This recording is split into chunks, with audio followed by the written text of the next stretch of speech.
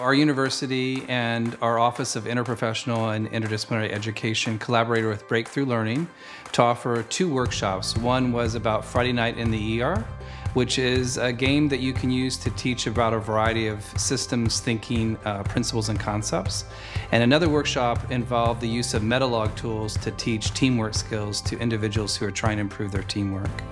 I think participants at a workshop like this take away a huge number of things. First of all, they get to see how you can use these tools and strategies in a variety of settings. You get to learn from different perspectives how you can modify them to address the multiplicity of approaches that these tools provide.